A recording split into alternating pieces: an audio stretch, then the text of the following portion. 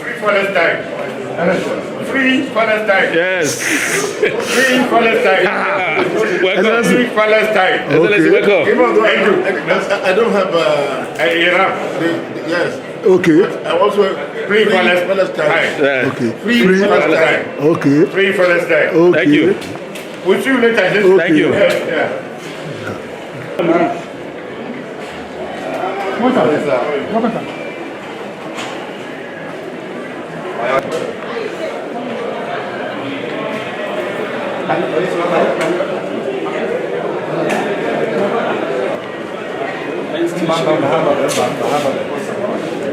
Bros, I'm very grateful. I'm very grateful. I greet you all. Thank you so much. Drop that I greet you now, please. Well done. We know we greet you soon.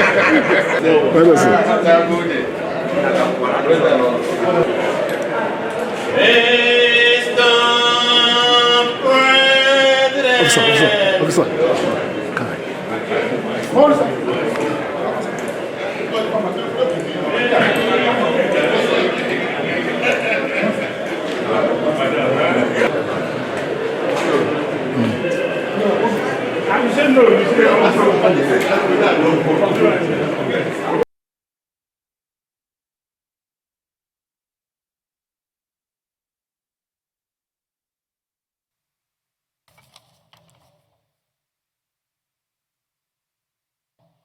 by the National Assembly Service Commission with effect from 16th day of September 2025.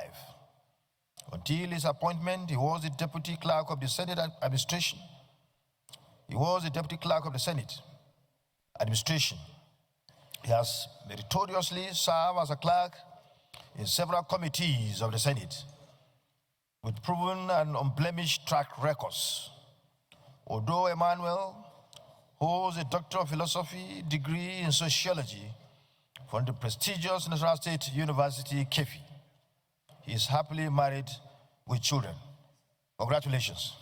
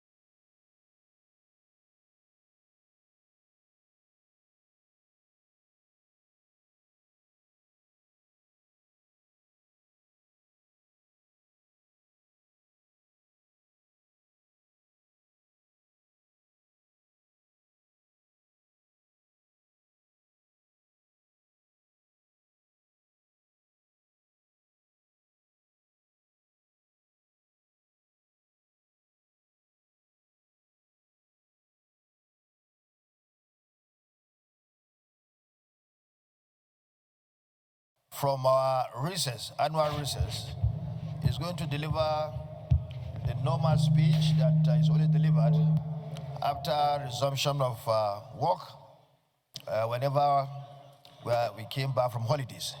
But before then, let me welcome all of you for resuming duties after our annual recess. You are most welcome, and I hope you had a wonderful recess.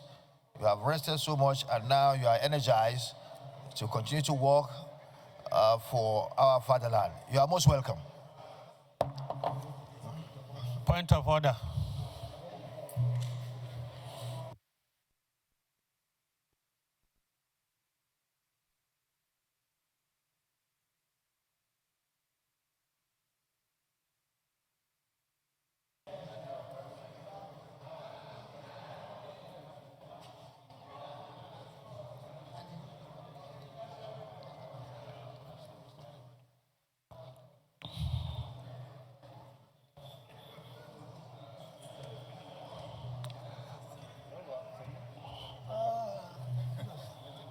And I get you laughing. Any petition? Point of order. Okay, sir. Senator Osita. President, I have two petitions, and none is sub judice. The first one is from Etiti village in Ngwo. Order 41. Was he a former senator? Then you come under. Well, it shouldn't be personal explanation. You need to come under substantive motion. But he has already come under personal.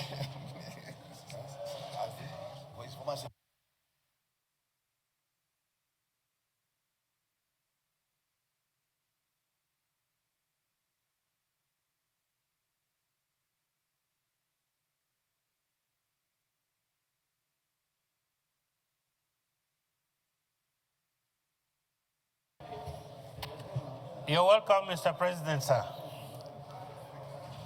Thank you. Okay.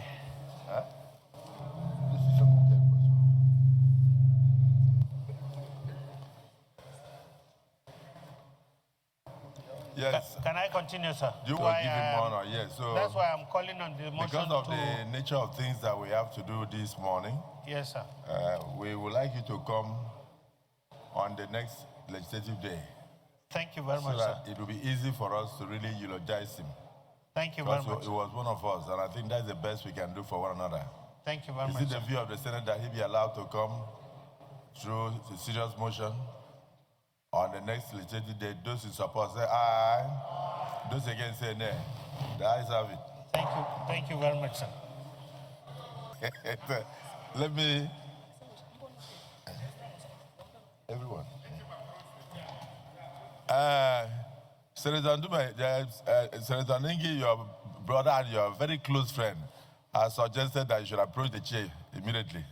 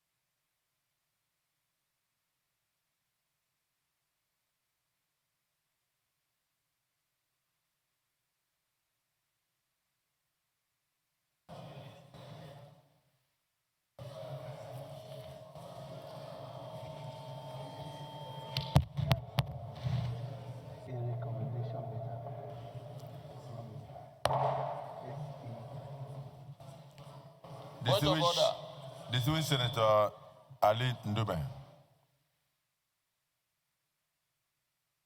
Mr. President, my name is Senator Mohammed Ali Ndume. If possible, be referred to the President of the Senate before commencement of daily sitting, and the President of the Senate shall refuse to allow the claim unless he is satisfied that the matter is definite and urgent. 2,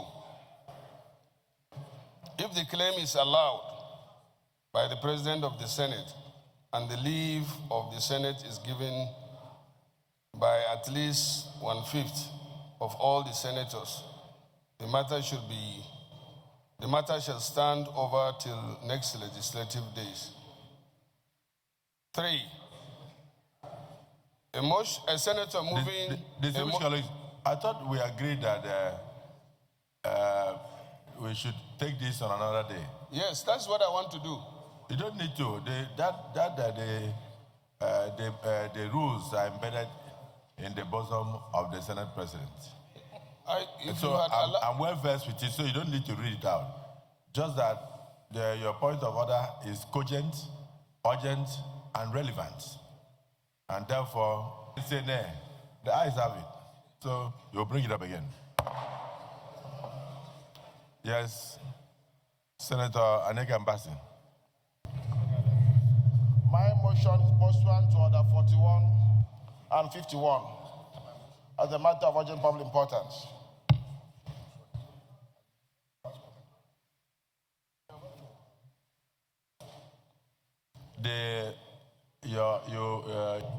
My procedure, Your Excellency. So, no, what you mentioned to me is on the treatment of Nigeria, unless it is life-threatening. Your Excellency is life-threatening. Is it the view of the Senate that we step it down so that we can take it? President.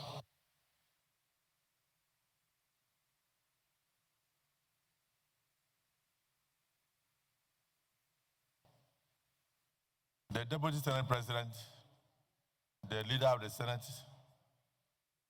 and the leadership of the entire 10 Senate, and my distinguished brothers and sisters. Let me join the Deputy Senate President to formally welcome you after the recess.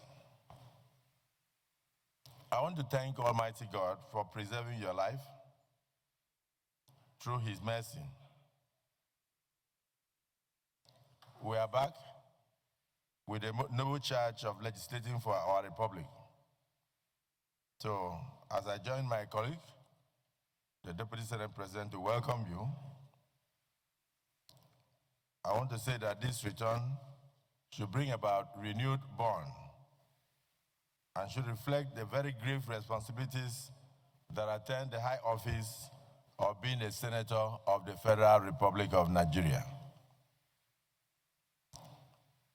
Before all else, let us extend our warm congratulations to the President and the Commander-in-Chief and to all Nigerians on the celebration of the nation's independence anniversary. After we hoisted our flag of freedom 65 years ago, we are reminded that the journey of nationhood is not a sprint, but a marathon. One generation handing the torch like a relay of faith and sacrifice to the next generation.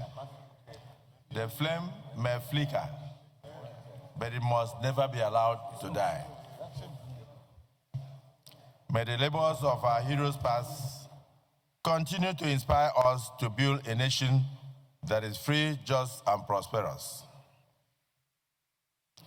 Our country has walked through both shadow and sunshine while we were away. Many families have grieved for losing their loved ones, one of which was a very cruel boat tragedy that happened on the River Niger in Kogi State, and the bloody outrage at the mosque in Katsina State. We mourn also the 12 forest guards that were slain in Okeodo in Kwara State, cut down while protecting our environment, martyrs of our service who remind us that insecurity knows no boundaries and knows no religion. We commiserate with our compatriots across the flood-ravaged states of Bayelsa, Sokoto, and Zamfara states as the 2025 flood season continues to uproot lives and destroy livelihoods. We urge urgent coordination between the federal and subnational governments to mitigate these devastations before they become annual calamities. To every home afflicted by these disasters, insecurity, hunger, and hardship, the 10th Senate of the Federal Republic of Nigeria hereby extend to them the hand of fellowship and the prayer of comfort. We promise them that we shall not flinch from the duty of relief and redress for our people in this country. While our hearts grieve, our hopes endure because of very glimmers of progress.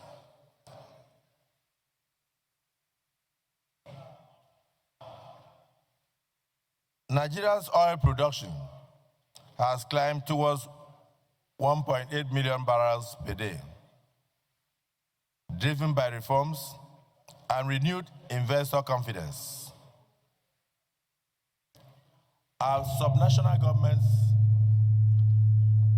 are taking from the Federation account billions that can now assist them. I can confidently say that through the engineering of President Bola Ahmed Tinubu and his team, no state government today is borrowing money to pay salary. So for this, we say kudos to the administration. So we must ensure that this blessing does not become another fleeting windfall, but a foundation for fiscal discipline, infrastructural renewal, and more job creations. Let us also heed the cry from the farms and the markets across the nation.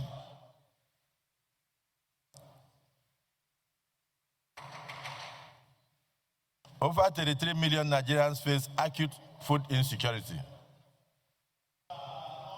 a crisis demanding urgent legislative attention, particularly in areas of agriculture, rural roads, irrigation, and mechanization. This must be introduced. Hunger cannot be defeated with words. Hunger requires policy direction, diligent budgeting, and willpower to defeat it. Our people do not look to us for lamentations. That is not why they voted us. They look to us for action. The banners of terrorism and banditry still threaten the very countrysides of Nigeria. The cost of living weighs upon the families and all tables in the nation like iron chains. The flickering of our national grid leaves cities in darkness and commerce in paralysis. These trials summon us to service of uncommon urgency and to partner with the executive arm of government so that together we can rewrite the story of our nation for generations to come. We must legislate with boldness. We must press forward with reforms to steady our economy. We must draw investments. We must broaden the tax base as we have done through the tax reforms. And we must nurture the growth of our nation. We must strike hard at the enemies of ignorance, disease, by strengthening education, healthcare. We must do everything to counsel the misconceptions outside the shores of this country, because Nigeria is greater and Nigeria is more united than they are trying to make the world to believe. We must give the youths of Nigeria not only hope, but opportunities. We must revisit the constitutional amendment, the alterations, to make our federation stronger, our governance more efficient, and our democracy much more inclusive. Above all, we must wield our power of oversight with vigilance so that the people's money is spent for the people's good. Our relations with the executive shall remain frank, firm, neither obsequious nor obstructive. Where policies raise our people, we shall learn our strength.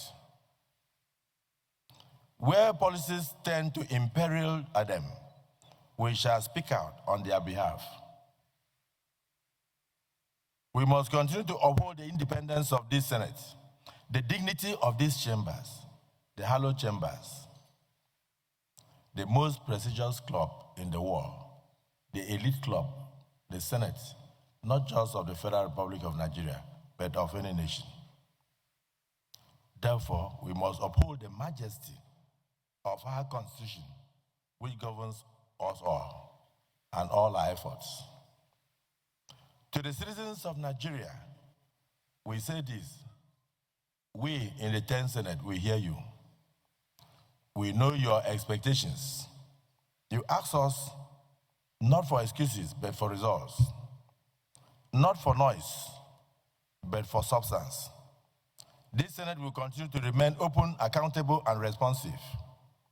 We will not shrink from enforcing discipline, from scrutiny. Indeed, we welcome it, for accountability is the lifeblood of democracy. But it must be clearly understood, the foundation of every democracy is its legislature. Those who seek to weaken the legislature, in truth, seek to wreck the very substructure of democracy itself.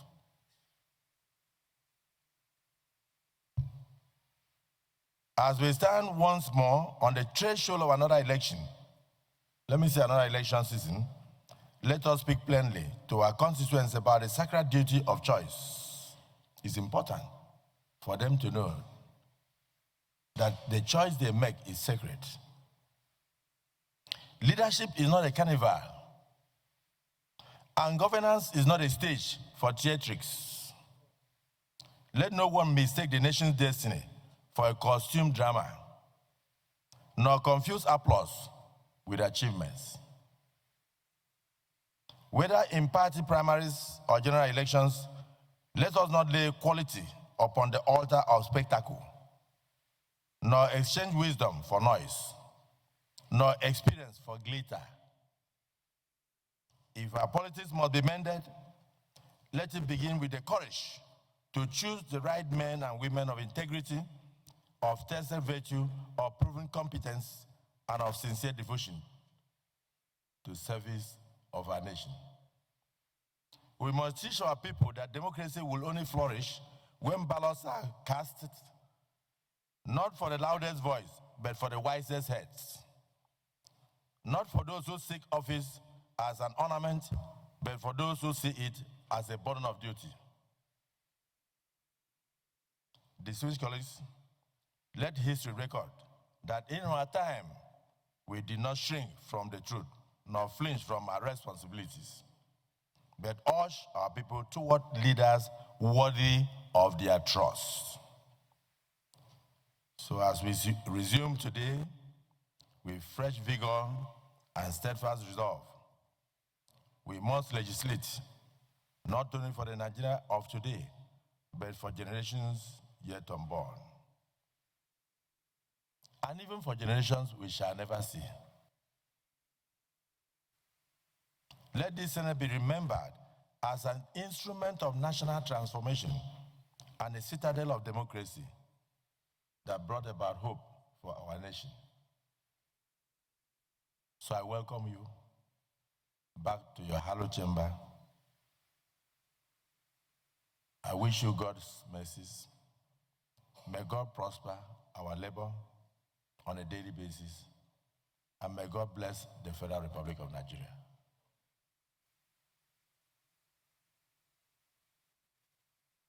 A few correspondences from Mr. President, then we run off.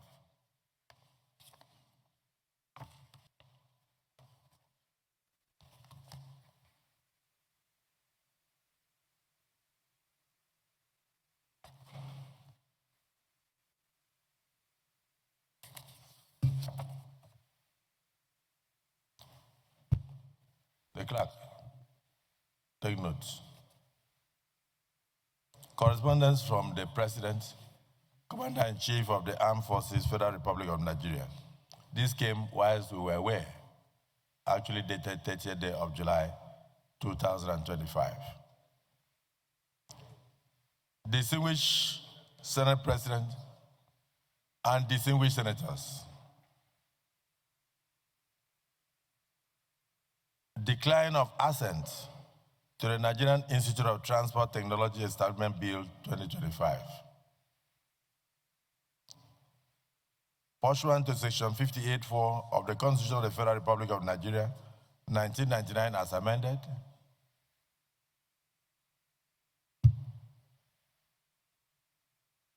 I hereby convey to the Senate my decision to decline assent to the Nigerian Institute of Transport Technology Establishment Bill 2025. The rationale for my decision is that the bill is tainted with fundamental defects, such as Section 18, subsection 4A.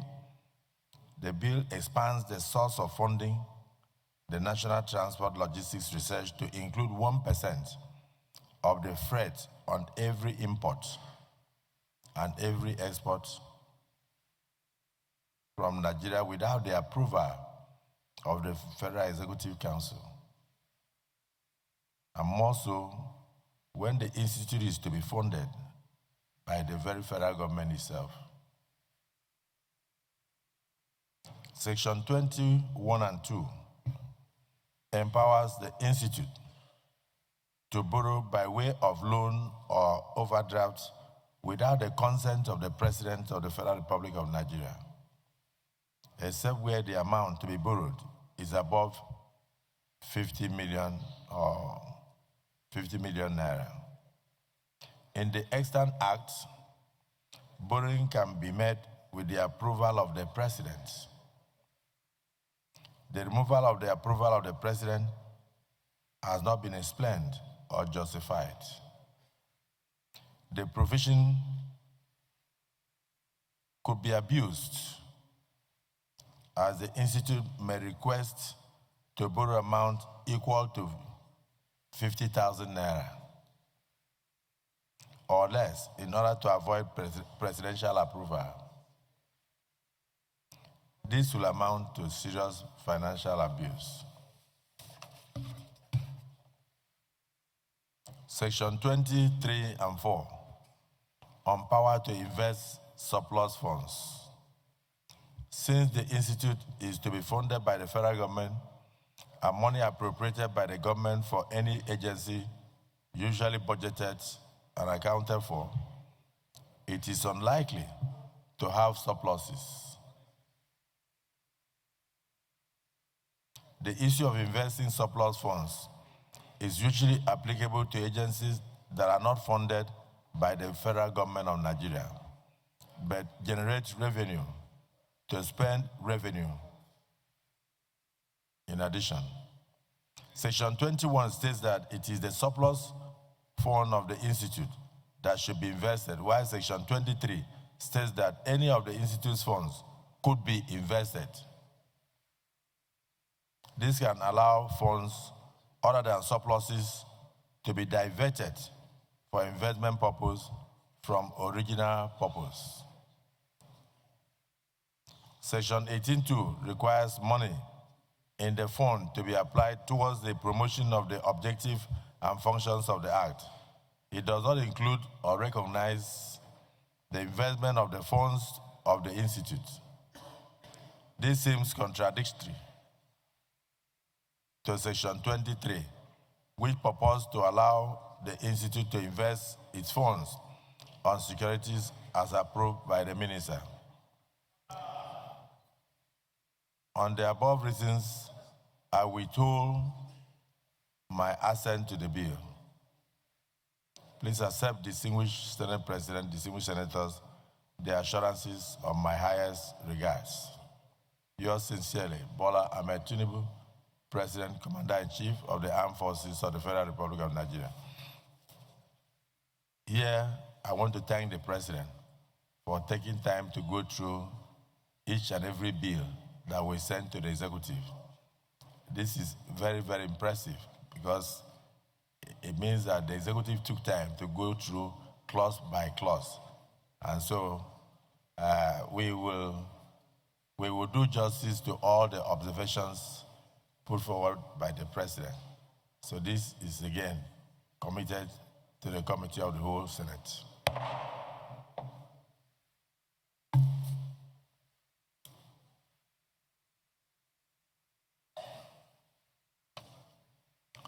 Another correspondence from the president.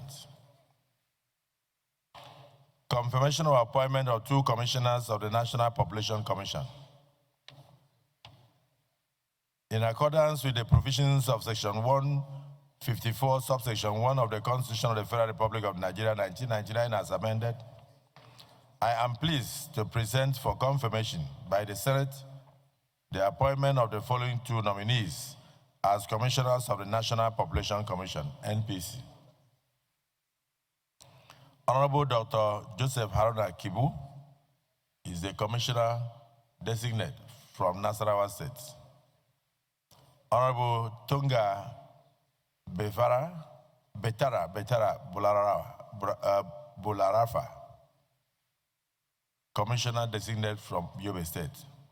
Whilst hoping that this request will receive expeditious consideration of the Nigerian Senate, please accept, distinguished Senate President and distinguished senators, the assurances of my highest consideration. Yours sincerely, Bola Ahmed Tinubu, President, Commander-in-Chief of the Armed Forces of the Federal Republic of Nigeria. This is referred to the Committee on National Population and Identity Cards to revert to the Senate in 1 week.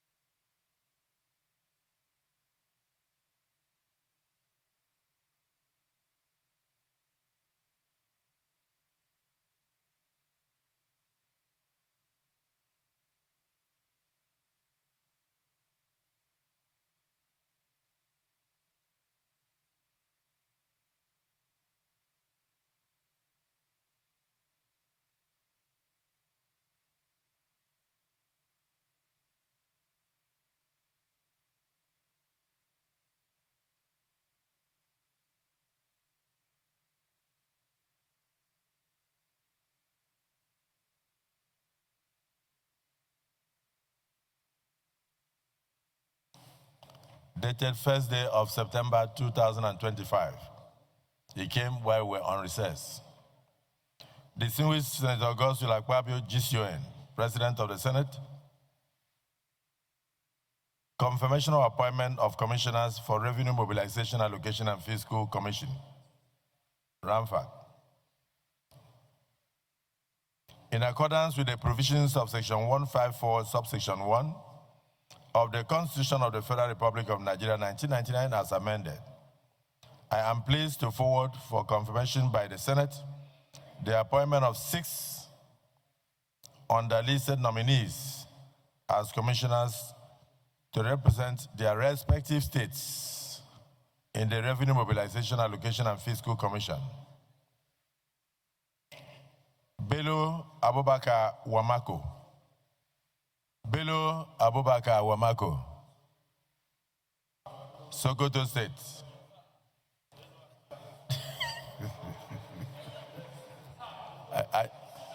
I'll take it again.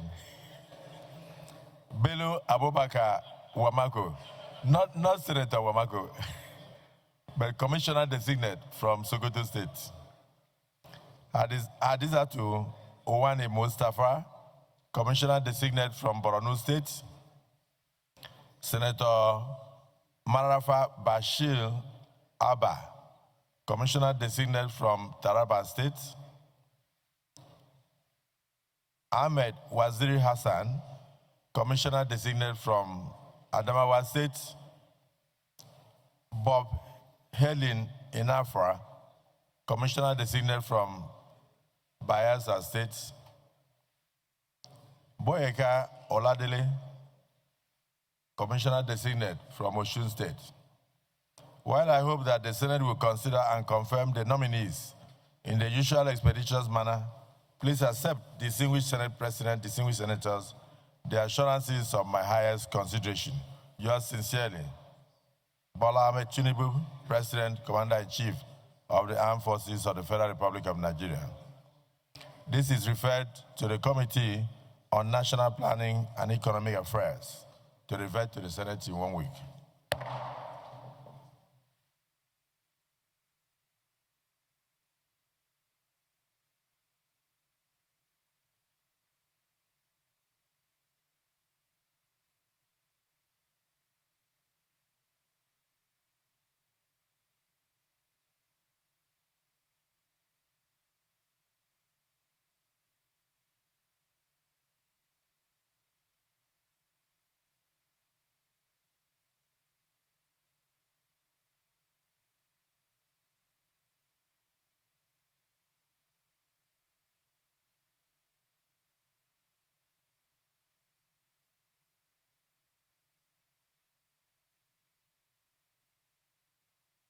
This is from Mr. President, Chairman Power.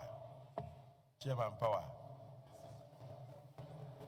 Confirmation of appointment of the Chairman and Commissioners, Nigerian Electricity Regulatory Commission, NEC. Distinguished Senate President, dated 6th day of August 2025, whilst we were on break. In accordance with the provisions of Section 35, subsection 1 and 3 of the Electricity Act 2023, I am pleased to present for confirmation by the Senate the appointment of the following 3 persons as Chairman and Commissioners of the Nigerian Electricity Regulatory Commission, NEC. Engineer Abdullahi Garba Ramat. Well, you have been nominated as Chairman of NEC. But this is not Senator. This is Engineer. So it could be a coincidence of name. Abubakar Yusuf, Commissioner Designate Consumer Affairs. Dr. Faud Olayinka Anima Shaun, Commissioner Designate Finance and Management Services. While it is hoped that the Senate will consider and confirm the nominees in its usual expeditious manner, please accept, distinguished Senate President, distinguished senators, the assurances of my highest consideration and personal regards. Signed, President Bola Ahmed Tinubu, President, Commander-in-Chief, Armed Forces of the Federal Republic of Nigeria. This is referred to the Committee on Power to revert to the Senate in 1 week.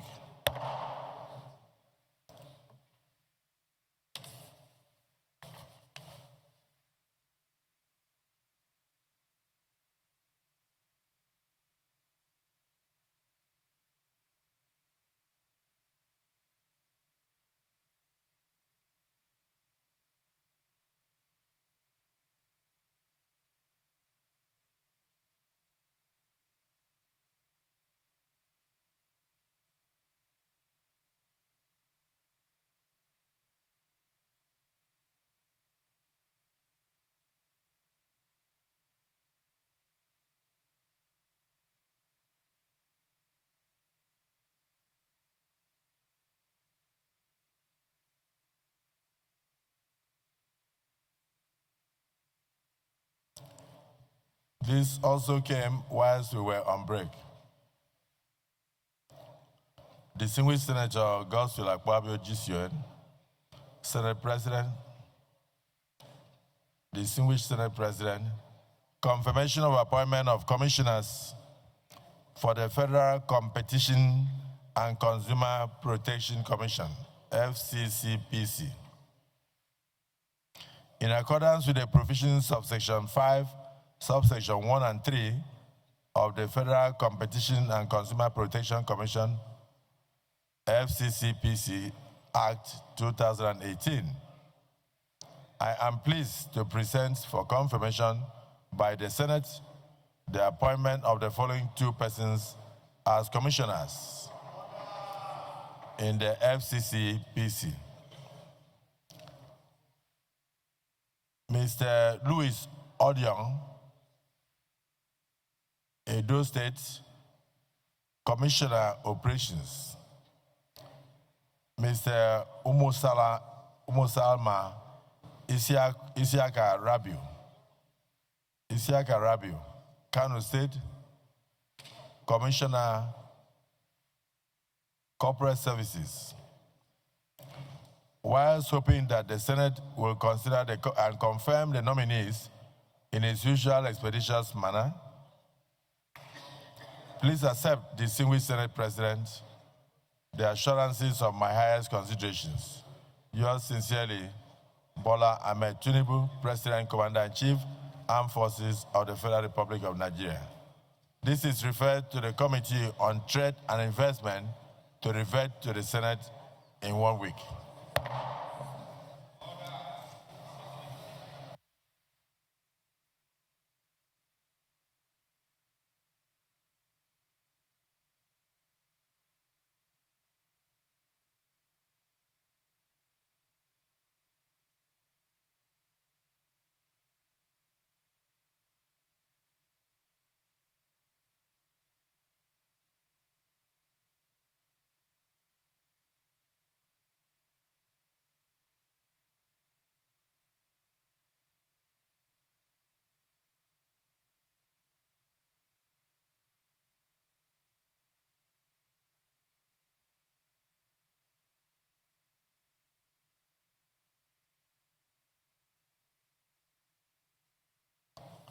Further correspondence from Mr. President.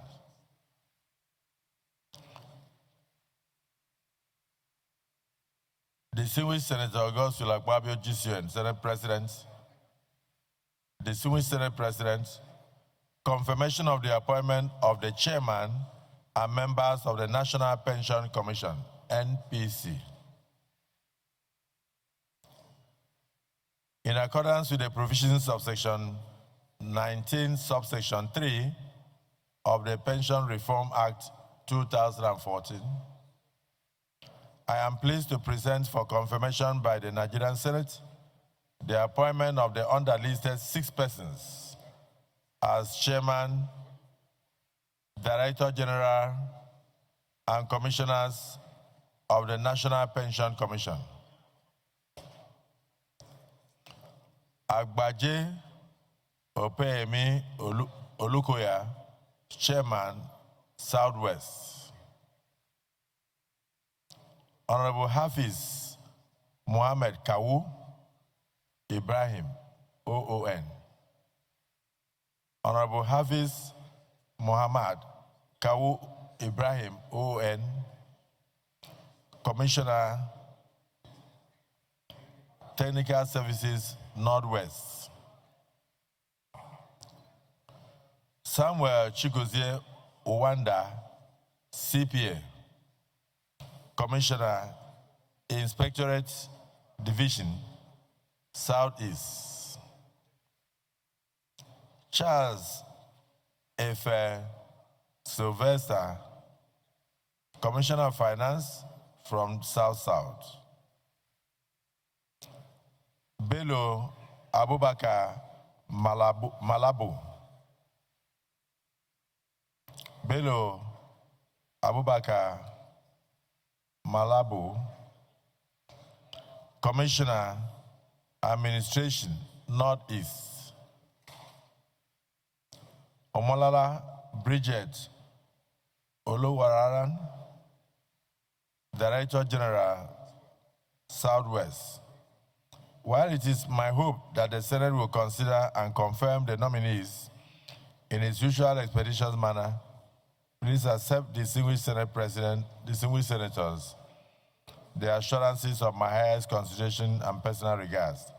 Yours sincerely, Bola Ahmed Tinubu, President, Commander-in-Chief, Armed Forces of the Federal Republic of Nigeria. This is referred to the Committee on Establishment and Public Service Matters to revert to the Senate in 1 week.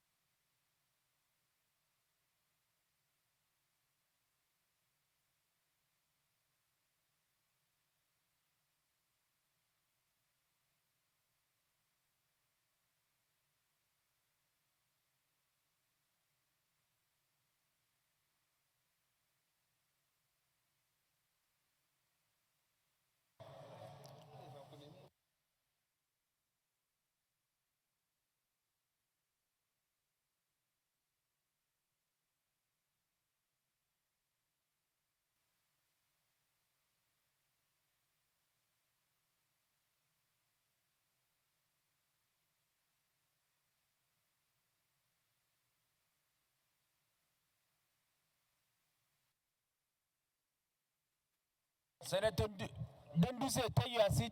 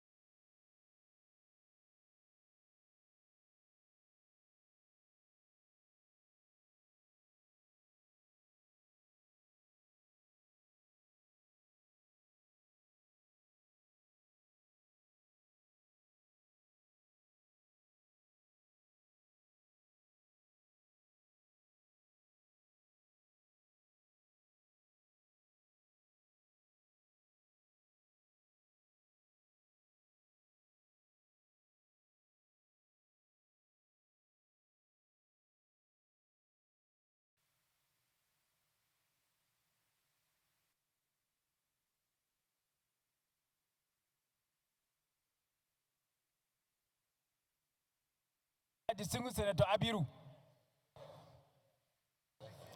I'm doing it deliberately. Distinguished co-chairman, Funds Trust Fund. I'm reading as it is. In accordance with the provisions of Section 77, subsection 5 of the Finance Act,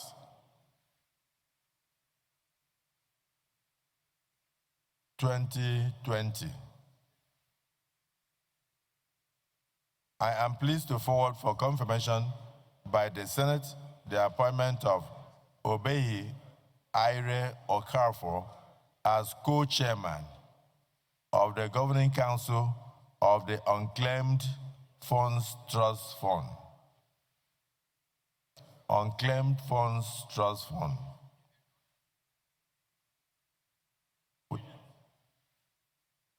In accordance with the provisions of Section 77, subsection 5 of the Finance Act 2020, I am pleased to forward for confirmation by the Senate the appointment of Mr. Obehi Aire Okarfo as co-chairman of the Governing Council of the Unclaimed Funds Trust Fund. While I hope that the Senate will consider and confirm the nominee in its usual expeditious manner, please accept, distinguished Senate President and distinguished senators, the assurances of my highest consideration. Yours sincerely, Bola Ahmed Tinubu, President, Commander-in-Chief, Armed Forces of the Federal Republic of Nigeria. This is dated 22nd day of September 2025. So it came whilst we were on break. Since it comes under the Finance Act, and after due consultation with the chairman of Finance and the chairman of Banking and other Financial Institutions Act, committees of the Senate, this is referred to the Committee on Finance to revert. And the two committees should work together. The committees on finance and the committee on banking and other financial institutions of the Senate to revert to the Senate after putting their heads together in the next 1 week.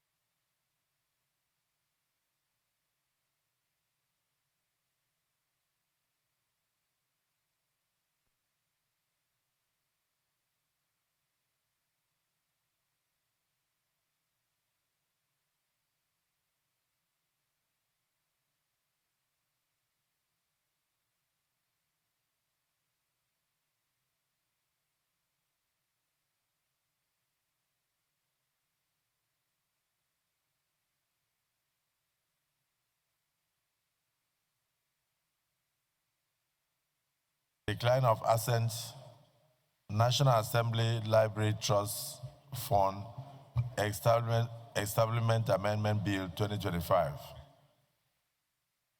Notwithstanding the laudable objectives of the legislation, certain provisions contained therein go against the settled law and policies of the federal government of Nigeria as it relates to funding of agencies under the National Assembly, taxation of national entities, public service remuneration, as well as age and year of service, amongst others. If this bill becomes law, these provisions will establish an unsustainable precedent against the public interest. Further to the above, I will not be granting presidential assent to the bill. I hope that the Senate will take necessary steps to fix the identified issues with this legislation. Please accept, distinguished Senate President, the assurances of my highest regards. Yours sincerely, Bola Ahmed Tinubu, President Commander-in-Chief, Armed Forces of the Federal Republic of Nigeria. This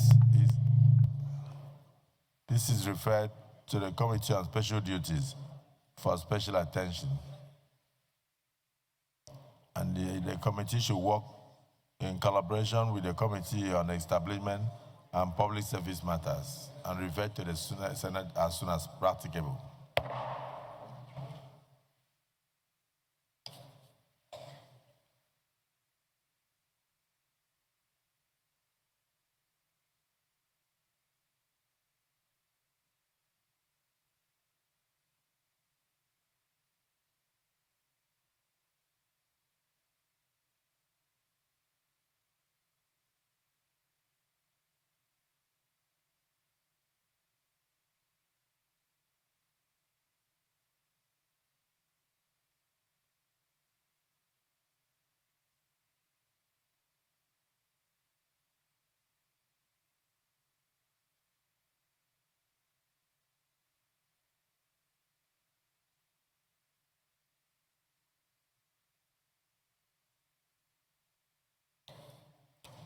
Distinguished colleagues, just to inform you that Mr. President has given assent to the Nigerian Police Force Training Institutions Establishment Bill 2025 amendment. So further to our letter from the clerk, forwarding the authenticated copies of the bill for Mr. President's consideration and assent, I hereby return 2 copies duly signed by Mr. President, who has granted assent, and seal of the Federal Republic of Nigeria. This now establishes the police training institutes in the various areas designated by the Nigerian Senate.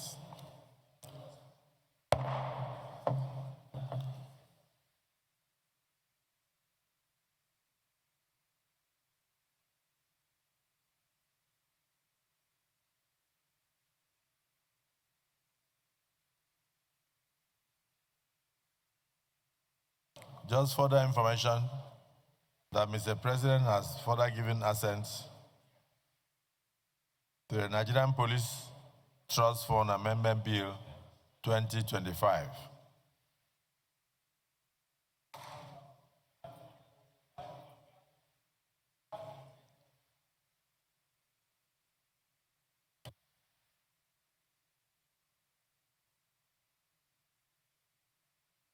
Seal of the President of the Federal Republic of Nigeria and his signatures have therefore concluded the Nigerian Police Trust Fund Amendment Bill, Establishment Bill, now an Act of Parliament.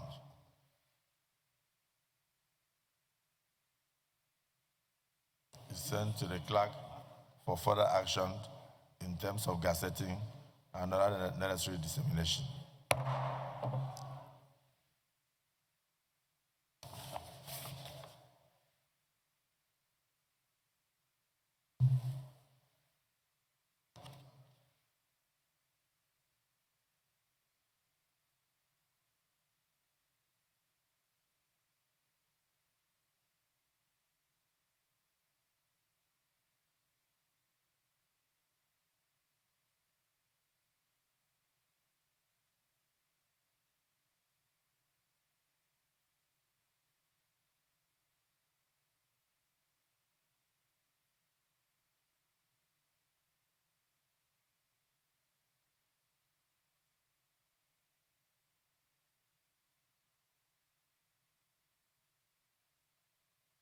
Final announcement. Just to let the distinguished senators know that today we have the APC youth leaders from Delta State North from Delta North Senatorial District in the gallery to observe Senate proceedings. APC, you're welcome to the hallowed chambers. Okay. APC Delta, youth leaders of Delta North, you're welcome to observe Senate proceedings. Here, there is no political party, so you're welcome, and we are happy to see all of you. I wish you fruitful observations and journey mercies and victories in future elections. Thank you.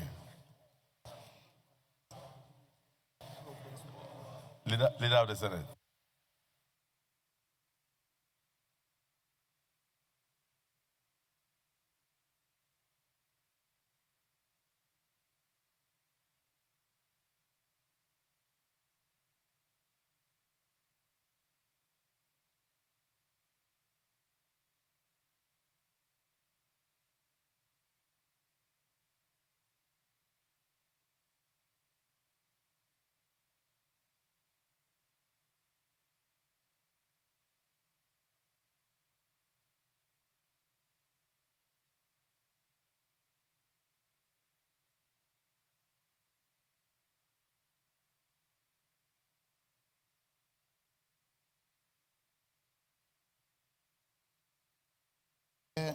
Is the presentation of a House bill standing in the name of the Senate leader on the National Inland Waterways Authority Act to repeal and enactment bill 2025 HB 790. Mr. President, you may wish to invite the clerk of the Senate to read the short title of the bill. Most distinguished senators of the Federal Republic of Nigeria, the second business of the day is the presentation of a House bill standing in the name of the Senate leader on the Federal Road Safety Corps Act Amendment Bill 2025 HB 1401. Mr. President, you may wish to invite the clerk of the Senate to read the short title of the bill. Clerk of Very distinguished colleagues, the third business of the day is the presentation of a bill standing in the name of most distinguished Senator Musa Muhammad Sani on the performance and priority-based National Budgeting System Bill 2025 SB 827. Mr. President, you may wish to invite the clerk of the Senate to read the short title of the bill. Clerk of the Senate. Performance and Priority-Based National Budgeting System Bill 2025 SB 827, first reading. Distinguished colleagues, Performance and Priority-Based National Budgeting System Bill 2025 SB 827, first reading taken. Leader of the Senate. Business of the day is the presentation of a bill standing in the name of most distinguished Senator Olamilekan Adeola Solomon on the Primary Health Care Development Agency Act Repeal and Enactment Bill 2025 SB 900. Mr. President, you may wish to invite the clerk of the Senate to read the short title of the bill. Clerk of the Senate. Primary Health Care Development Agency Act Repeal and Enactment Bill 2025 SB 900, first reading. Distinguished colleagues, Primary Healthcare Development Agency Act Repeal and Reenactment Bill 2025, first reading taken. Clerk, Leader of the Senate. Very distinguished colleagues, the fifth business of the day is the presentation of a bill standing in the name of most distinguished Senator Father Unsi Adenigba Francis on the Psychiatric Hospitals Management Board Act Amendment Bill 2025 SB 901. Mr. President, you may wish to invite the clerk of the Senate to read the short title of the bill. Clerk of the Senate. Senators, Psychiatric Hospitals Management Board Act Amendment Bill 2025 SB 901, first reading. Distinguished colleagues, Psychiatric Hospitals Management Board Amendment Act, Bill 2025, SB 901. First reading taken. Leader of the Senate. Distinguished colleagues, the sixth business of the day is the presentation of a bill standing in the name of most distinguished Senator Ibrahim Lamido on the National Youth Service Corps Act Amendment Bill 2025, SB 902. Mr. President, you may wish to invite the Clerk of the Senate to read the short title of the bill. First order of the day is the second reading of the Passport Miscellaneous Provisions Act Amendment Bill 2025, SB 570. Distinguished senators will recall that the bill was read for the first time in this hallowed chamber on Thursday, the 3rd of October 2024. Mr. President, you may wish to invite most distinguished Senator Bello Sani Abubakar to move the motion for the bill to be read the second time. And Mr. President, I understand distinguished Senator Abubakar Bello is away on official engagement, and the most distinguished Senator Mohammed Onao Ogoshin will be taking the bill on his behalf. On a bill to amend the Passport Miscellaneous Provisions Act, Cap P343, Law of the Federation 2004, and for other related matters. Colleagues, it is an honor for me to lead the debate on the bill to amend the Passport Miscellaneous Provisions Act, Cap P343, Laws of the Federation of Nigeria 2004, with a view to highlighting the need for more provisions in the extant legislation in order to preserve, sanctify, and redeem the image of the Federal Republic of Nigeria globally. The proposed amendment to the extant Passport Miscellaneous Act is imperative and compelling in that it is a variable action to effectively redeem the severely tarnished image of our dear country in the eyes of the international community, and then to enact a strong disincentive for the commission of crimes by Nigerians across international jurisdictions. The commission of crimes by Nigerians in foreign jurisdictions has dealt a crushing blow to the reputation and image of Nigeria and is costing us stupendous disgrace in the diplomatic community and international transit. It projects Nigerians as persona non grata to whom foreign visas are restricted or denied, with negative effect to our national interests. Mr. President, distinguished colleagues, countries like China, Turkey, Canada, France, Egypt, Germany, Ethiopia, South Africa, Russia, and the United Arab Emirates, among others, which are destinations of interest to our citizens, apply stringent visa rules to Nigerians. A major reason for the visa restriction is the significant commission of crimes and conviction of Nigerians in those countries.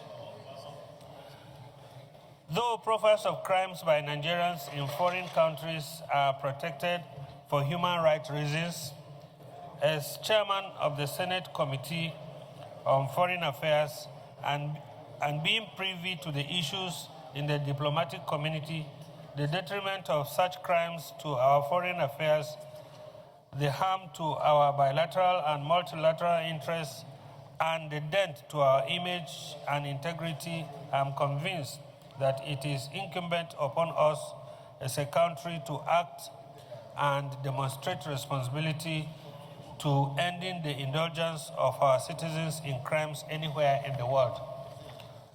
Mr. President, distinguished colleagues, as a consequence of the injury to the integrity of our country from crimes by our citizens, in foreign jurisdictions, innocent and patriotic Nigerians suffer harassment in international transits, denial and hardship in visa applications, discrimination, and negative stereotype in social dealings, cost and distress. The green passport is widely discountenanced, and the sovereign pride is intrinsically bias has severely diminished. That is nothing less than a state of emergency. The legislature is mandated under Section 4 of the Constitution with lawmaking for the peace, order, and good governance of Nigeria. Mr. President, distinguished colleagues, the extant law on Passport Miscellaneous Provisions Act is good, but good is the enemy of better. It will do better if amended with provisions that impose an extra layer of deterrent to the commission of crimes by our citizens in foreign countries. It will demonstrate responsibility on our part to discourage the perpetration of crime by our citizens and to redeem the image of our country. Mr. President, sir, distinguished colleagues, this bill therefore seeks to amend the Passport Miscellaneous Provisions Act, Cap P 343, Law of the Federation 2004, to provide for measures towards preserving the image of Nigerians while abroad and the Federal Republic of Nigeria globally. The implication of the proposed amendment is that where a Nigerian commits any of the foregoing offenses in a foreign country and is convicted for the crime, the international passport of the convict will be withdrawn for 10 years. These measures serve as a veritable deterrent to the commission of crime in a foreign country. This proposed amendment will redeem, preserve, and elevate the image and integrity of our dear country. It is also an opportunity for us to demonstrate our commitment to good governance and stance against crimes and criminalities. We cannot do otherwise than make this compelling amendment. I implore you, as patriots in the sincere service of the Federal Republic of Nigeria, to support this bill to the fulfillment of its indispensable objectives. Thank you. Thank you. Distinguished Senator Mongudu. Mr. President, distinguished senators, my name is Mohamed Tahir Monguno. I represent Borno North Senatorial District. Mr. President, distinguished senators, this bill is very apt and germane and wouldn't have come at a better time than now, especially against the backdrop of the denial of visas to Nigerians by various countries across the globe, as well as the profiling of holders of green passport, the Nigerian passport, while in foreign jurisdictions. This is merely visited upon innocent Nigerians as a result of the crimes that is being perpetrated by other Nigerians in foreign crimes.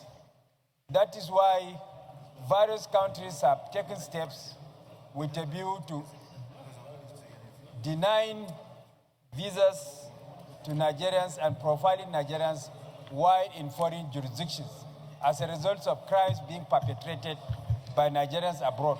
So what this bill essentially seeks to do is to punish Nigerians that have withdrawn their passport for 10 years to serve as a deterrence to other Nigerians from committing crimes in foreign jurisdictions that will go a long way in tarnishing the image of the country that led to the denial of visas and profiling of Nigerians abroad.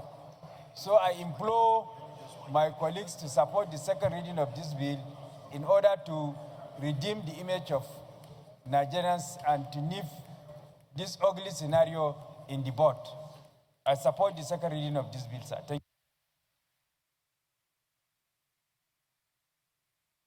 you. No, thank you very much. I commend the presenter of this bill because it is timeous, it is apt. Mr. President, distinguished colleagues, I'm Senator Babangida Hussaini representing Jigawa Northwest.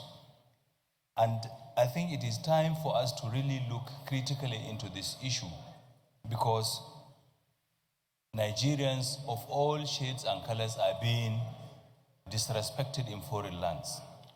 Nigerians are profiled because of the ease of acquiring Nigerian passports. With the advent of the ECOWAS protocol in 1975, Nigerians and other African countries unified the passport issuance system by granting the ECOWAS passport. But sadly, crimes committed by other nationals, not necessarily Nigerians, are attributed to Nigerians and we are being profiled in foreign countries. We have cases, numerous cases, to buttress this argument. Some time ago, there was a robbery in one of the foreign lands in the Middle East. And the holders and the accused were holding Nigerian passports, but they were not Nigerians. They were not Nigerians. And unfortunately, every Nigerian is profiled and seen as a potential criminal. And I think it is high time we look critically into this, support the second reading of this bill, tighten the process of acquiring Nigerian passport, and make sure that at least those who really need Nigerian passports are issued, and only to Nigerians, bona fide Nigerians. I think it is apt we support the reading of this bill, and I hope that our colleagues will give this expeditious consideration. Thank you, sir. Is there any to this bill has to do with the idea of preserving the dignity and the integrity of Nigerians? Like distinguished Senator Babangida pointed out, I am aware of that case in the Middle East, specifically Dubai, where some people committed, some black people committed robbery, and they were holding Nigerian passports. But eventually, when investigation was done, they discovered that they were actually not Nigerians. So as this bill, when it goes through public hearing and all and comes back to us and we send it to Mr. President for assent, and concurrence of our colleague in the House of Representatives will help to curb such incidents, will tighten the ways and manner in which Nigerian passports circulate in the hands of foreigners. And also, where a Nigerian goes to mess up the image of the country, such a Nigerian should not just go to prison and be deported to Nigeria.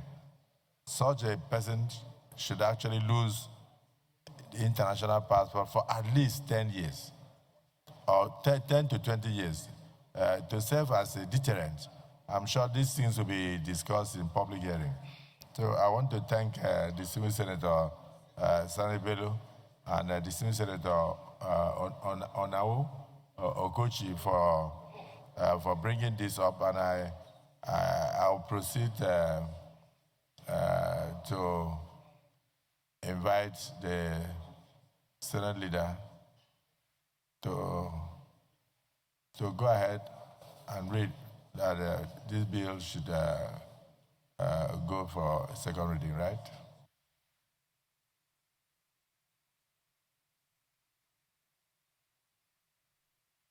Distinguished colleagues, those in support that this bill be read a second time, say aye. Those against, say nay. The ayes have it.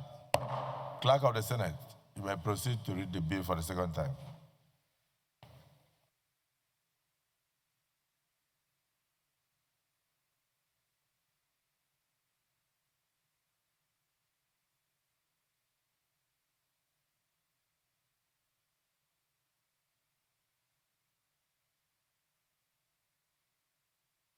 Distinguished colleagues, a bill for an act to amend the Passport Miscellaneous Provisions Act, Cap P343, Laws of the Federation of Nigeria 2004, and for other related matters 2025, SB 570, to make provisions for proper management of issuance of Nigerian passports and other related matters 2025. Second reading taken and referred to the two committees, in fact, three committees: Committee on Judiciary, Human Rights and Legal Matters, Committee on Foreign Affairs, and the Committee on Interior as the lead committee to revert to the Senate in 6 weeks.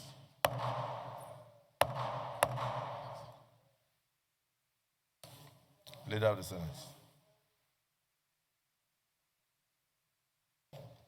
Very distinguished colleagues, the second of the day are House bills for concurrence as listed. 1, the Central Gaming Centers Act Amendment Bill 2025, HBs 348, 478, 644, 680, 709, 1818, 1855, 1871, 1191.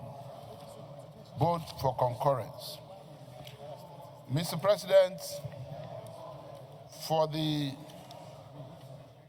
simple nature of the bills and for purposes of interchamber reciprocity, I will present a lead debate on the bills if I have your permission to do so. Please proceed. Thank you, sir. Mr. President, very distinguished colleagues, lead debate on bills for concurrence from the House of Representatives. 1, Central Gaming Bill 2025-2062 and 2, Federal Medical Centers Act Amendment Bill 2025. Mr. President and distinguished colleagues,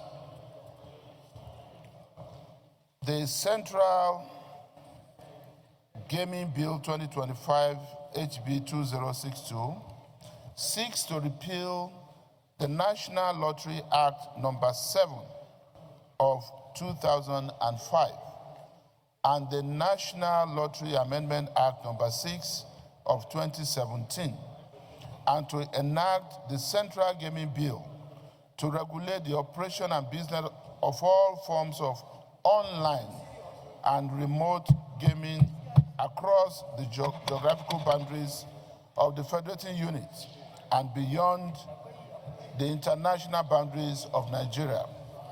Provide for the conduct of gaming in the Federal Capital Territory and enhance revenue generation for the Federation. The second bill, which is the Federal Medical Centers Act Amendment Bill 2025, HBs 348, 478, 644, 680, 709, 1818, 1855, 1871, and 1191, seek to amend the Federal Medical Centers Act 2022 to provide for the establishment of additional federal medical centers across the country. Mr. President, my respected colleagues, these bills are straightforward and have gone through the necessary legislative process in the House of Representatives. I therefore urge you all to support the second reading of these bills as we refer them to the Committee of the Whole for clause-by-clause consideration. Thank you, Mr. President and distinguished colleagues.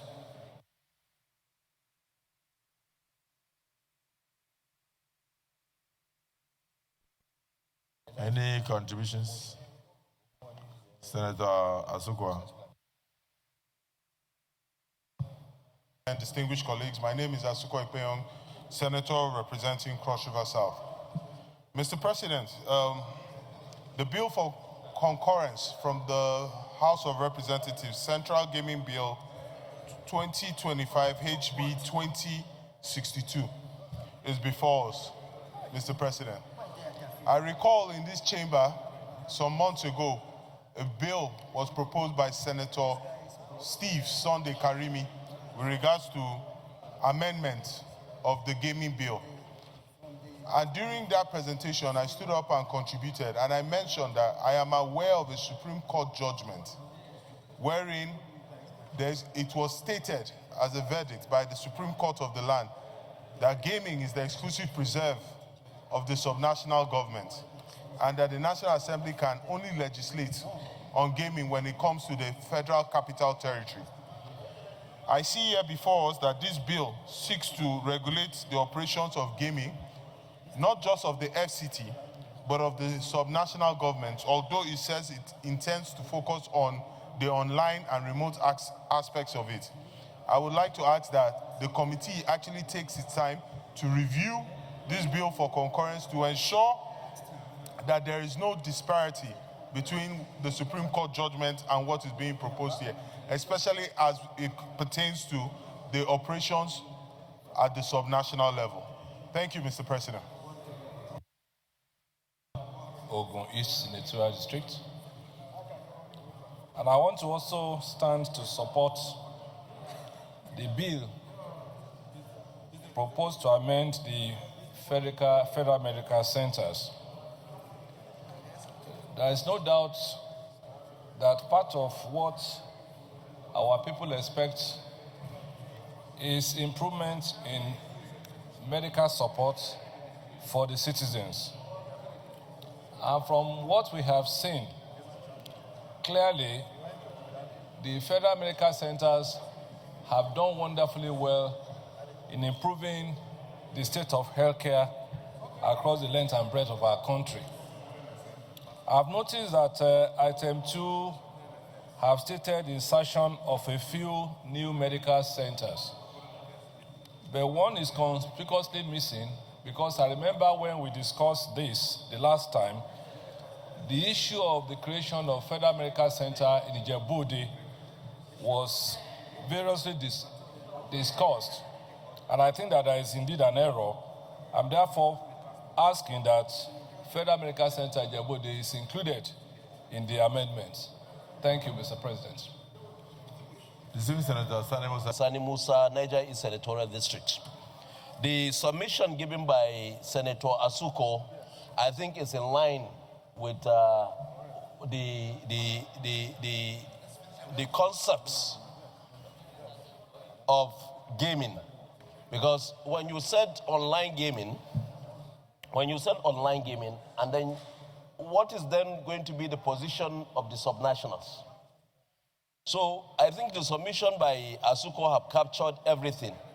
So it is left for the chamber to consider, are we going to now uphold this, or we are going to bring back what we have done earlier and amend? Because there will be conflicts of the two.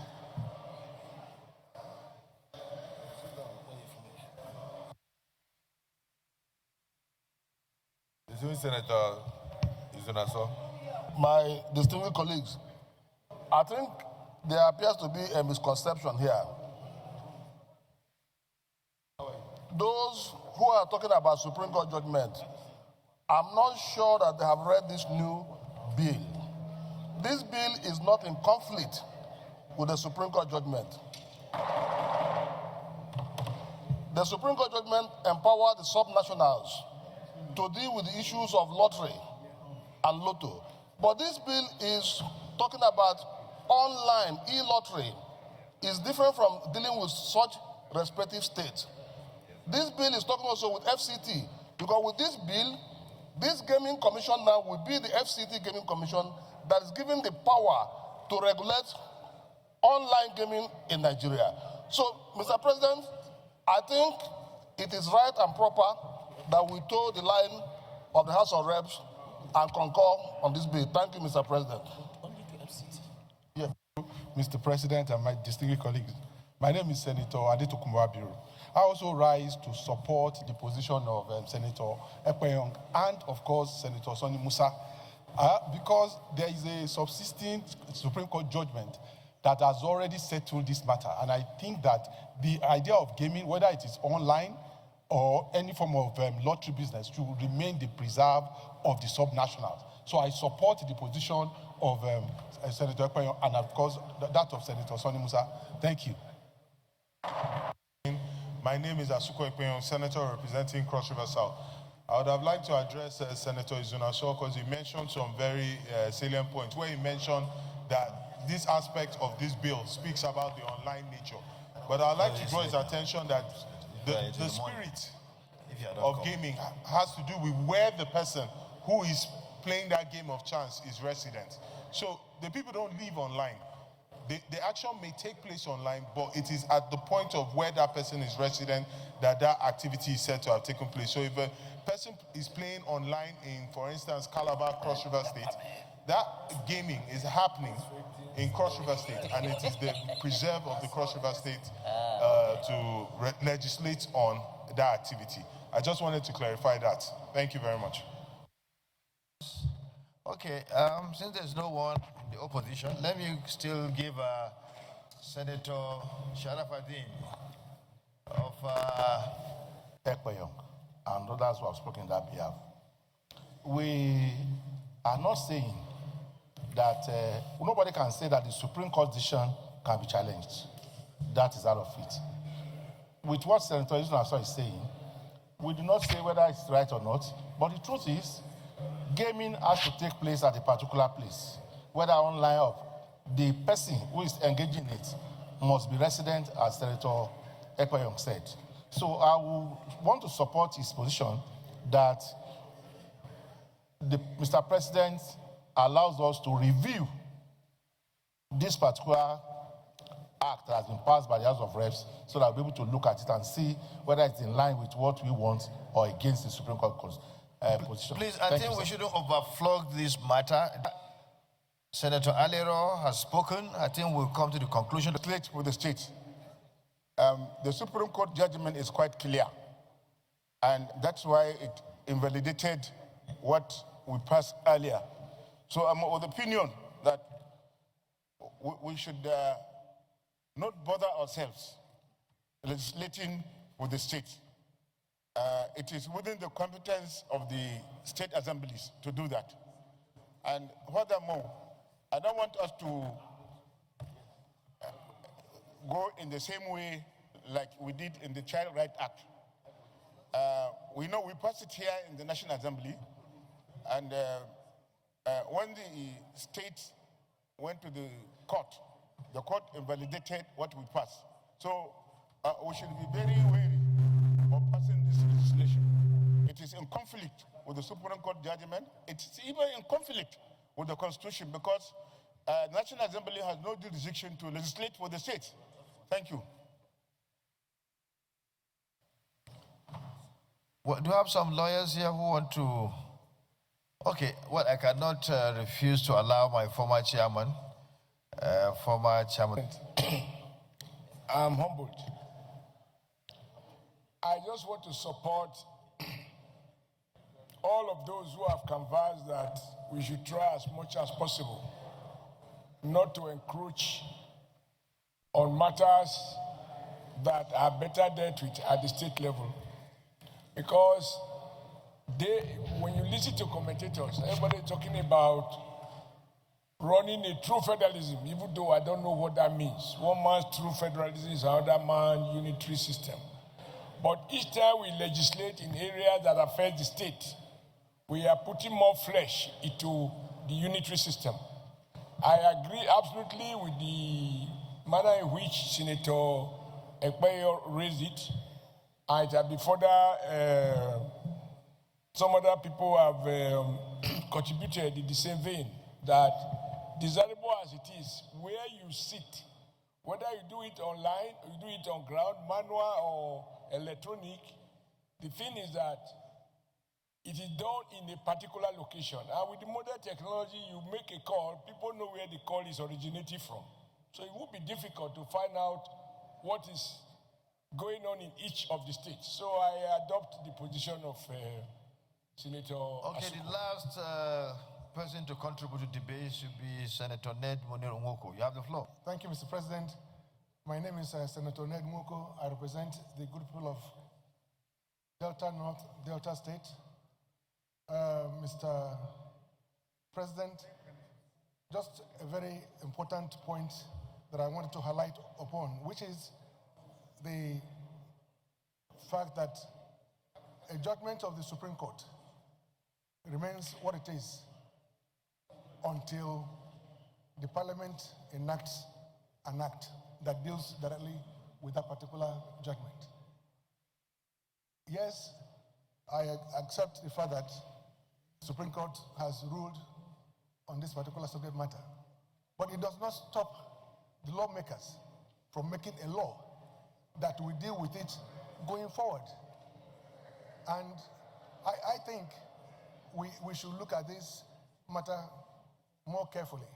Perhaps defer any voting on this and refer it back to the relevant committee on judiciary before taking a vote on it. Thank you. Thank you. Well guided. I think, Senator, to be a vacuum. We're talking about online. And when you're talking about online, you could be in a flight, moving from one end to the other, then you do the gaming in your airplane. So you cannot specify the area, this is the state where I am, and it could be done internationally, in an international space, while you are flying. So you cannot ascribe that, where you did that to a particular state. So there shouldn't be a vacuum in any situation. And I think what this bill wants to do is to make sure that there's no vacuum that's left. And beside that, Senator Ned has said it, even if there was a judge member of the Supreme Court, this National Assembly, the Senate and House of Reps, can enact a law different from what the judgment, specified. So for this reason, we put it to vote. I don't think there's any encumbrance here. There's nothing that will stop us from making a law in line with what we think is the best for the country, in line with the best interest of the country. So for that reason, let me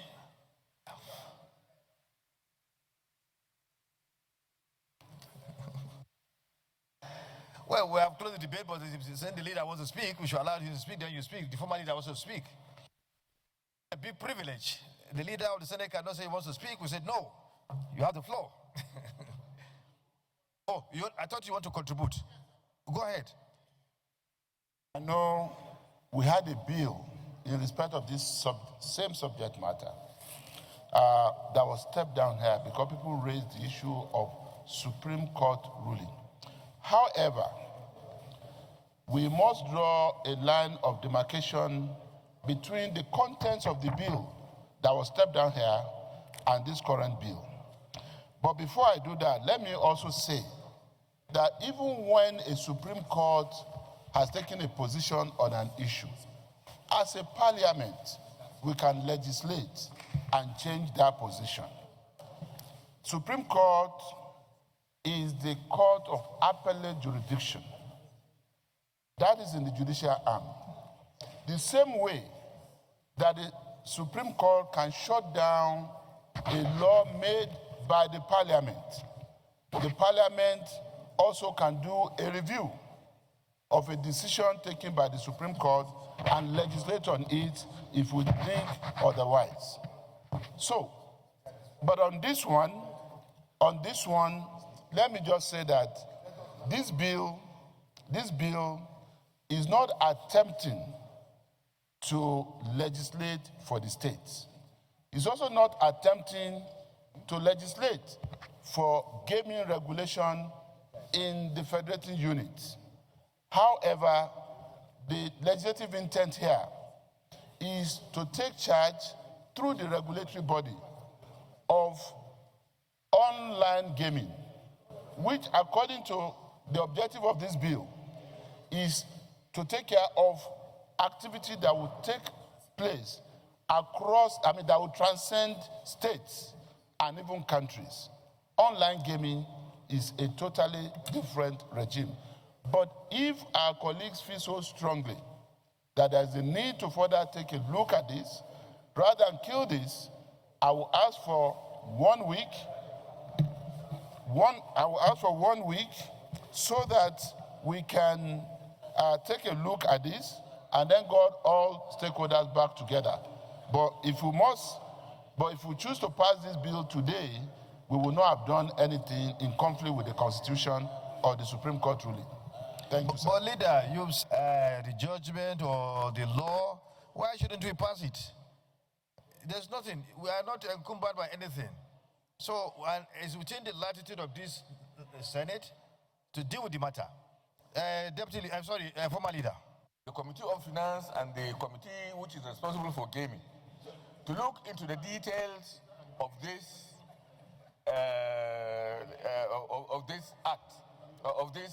bill, so that we can sit down and make sure that the legislative positions that will come up are not, because the position of the Supreme Court is not a question of denying a law that has been made or making another law to override the one that you have made. No.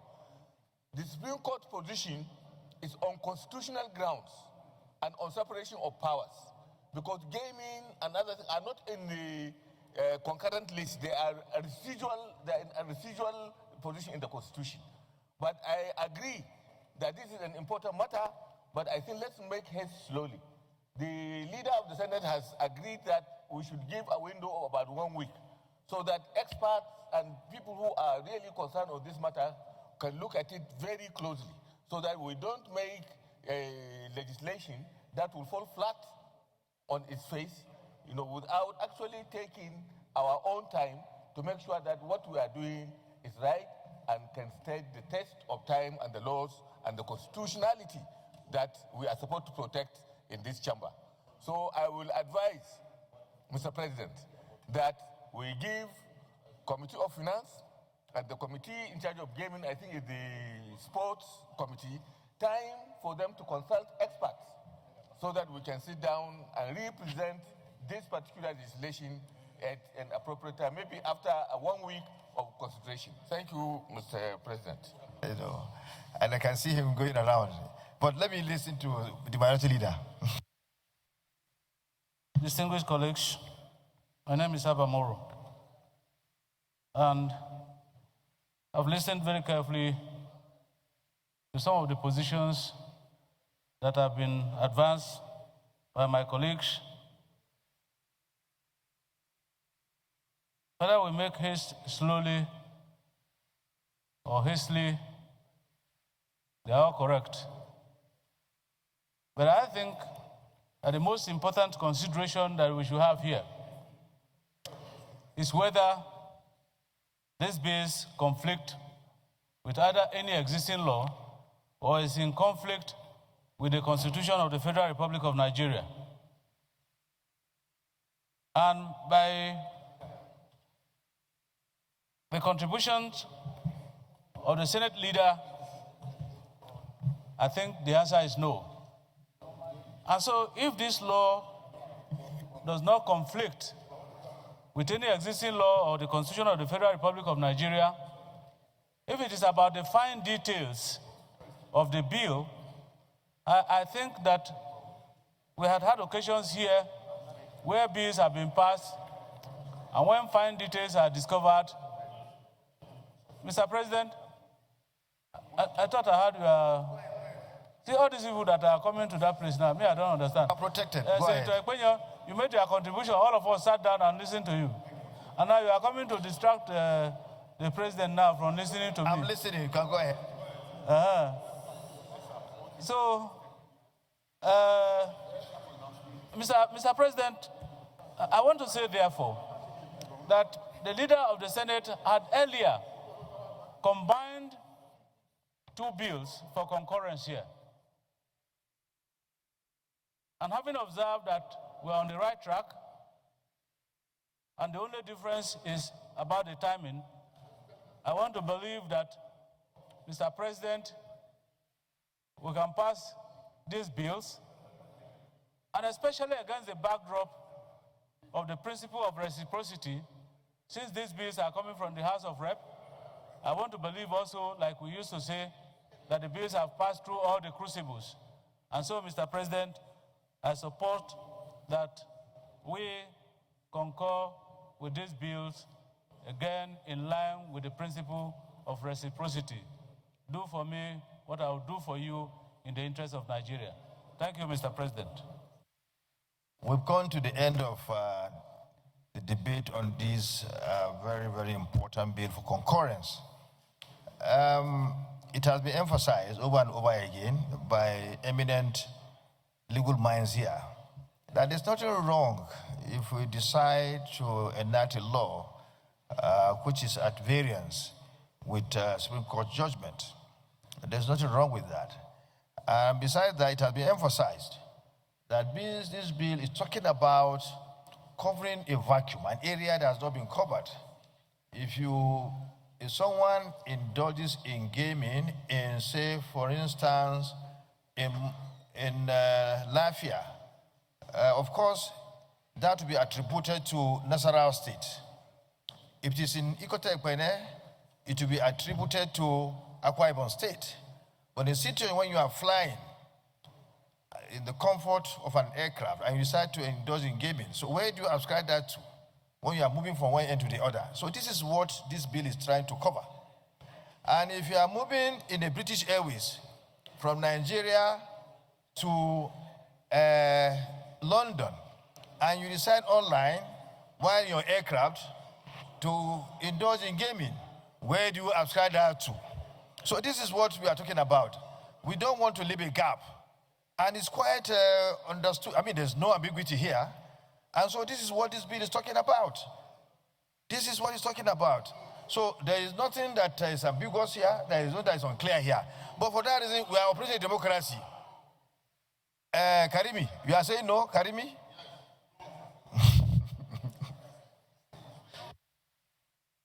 So, okay, we put the vote. Whatever you want, we do it. Okay, we put the vote. Those in favor that this bill be now read the second time, please say aye. Aye. Those against say nay. Wait, excuse me now.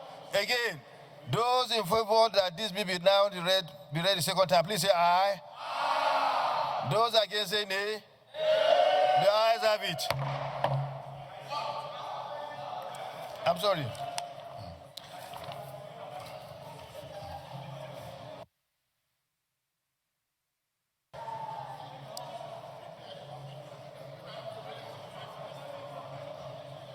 The clerk of the Senate. Read the bill for the second time, clerk of the Senate. Yeah. A bill for now to repeal the National Lottery Act number 7 of 2005 and the National Lottery Amendment Act number 6 of 2017, and to enact the Central Gaming Bill to regulate the operation and business of all forms of online and remote gaming. Online and remote gaming across the geographical boundaries of the federation units and beyond the borders of Nigeria. Beyond the borders of Nigeria. Provide for the conduct of gaming in the Federal Capital Territory and enhance revenue generation for the Federation and for related matters 2025 HB second reading taken. HB 2062 second reading taken. A bill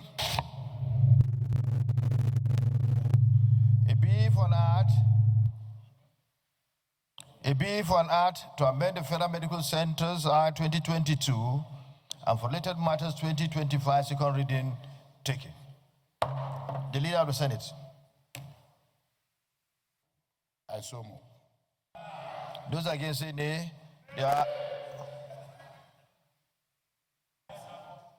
Those in favor say aye. Aye. Those against say nay. The ayes have it.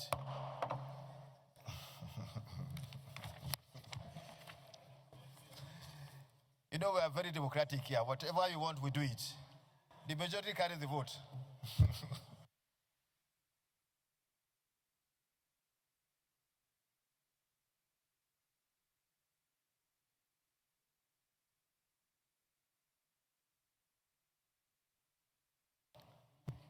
Report of the Act to repeal the National Lottery Act number 7 of 2005 and the National Lottery Amendment Act number 6 of 2017, and to enact the Central Gaming Bill to regulate the operation and business of all forms of online and remote gaming across the geographical boundaries of the federating units and beyond the borders of Nigeria, provide for the conduct of gaming in the Federal Capital Territory, and enhance revenue generation for the Federation and for related matters. Clauses 1, 2, 3, 4, 5, 6 to 10. Those in favor that the form pass of the bill say aye. Those against say nay. The ayes have it.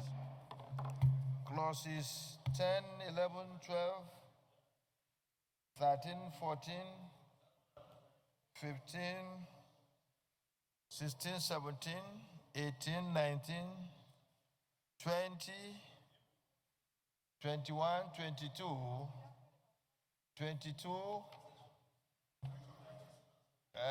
up to 21. Those in favor that the form pass of the BCI, those against say nay.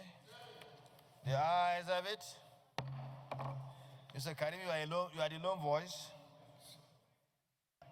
Unfortunately, or I would say fortunately for the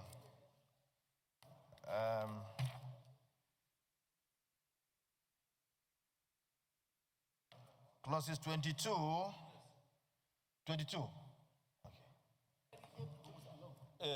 Mr. President, my name is Mohammed Sani Musa.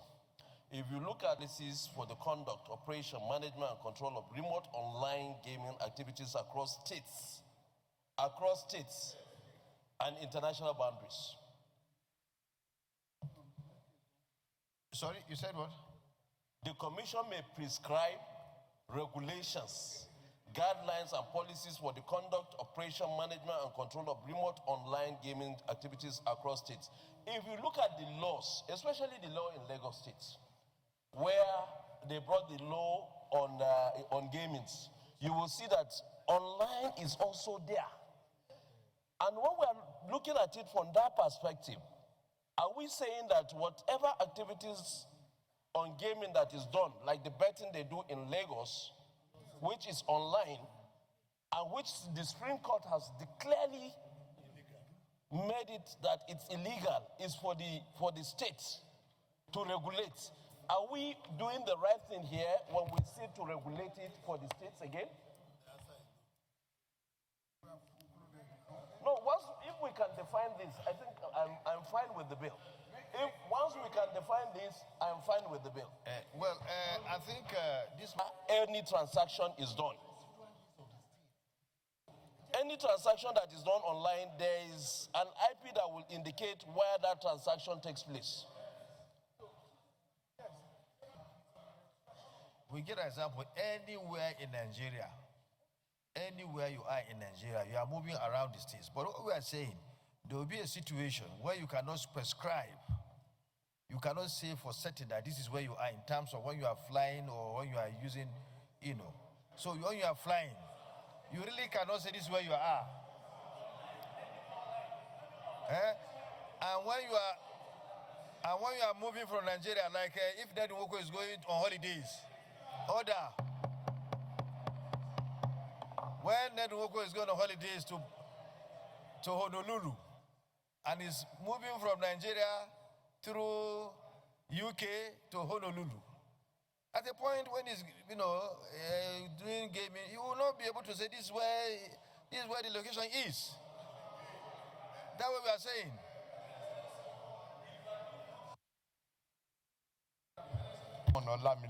Mr. President, I want to say this. I understand the argument of my colleague and their fears. And I want to believe that this particular bill is speaking about online games. And to the best of my knowledge, I know most of our states don't even have the facility to track all of this. I'm coming, sir. They don't have the facility. I'm coming, sir. Esa, please. Please, I'm not talking both sides. I'm only trying to, sir, I want to appeal, sir, I want to appeal to my colleague. If there are concerns about this document, I'm coming, sir. I'm coming. Ted. Yes, thank you, Senator Mr. President. you have my Sitting as protection. chair. If there are fears, because I know that in the Constitution of Federal Republic of Nigeria, lottery and other is under the residual list. This is online, and I want to believe that the originator of this bill must have explored the Constitution and all the laws of the land before coming up with this bill. And I'm coming, sir. And to the best of my knowledge, maybe he has seen this as a loophole where revenue that ought to be coming to the coffers of us as a country and as a state is being taken away.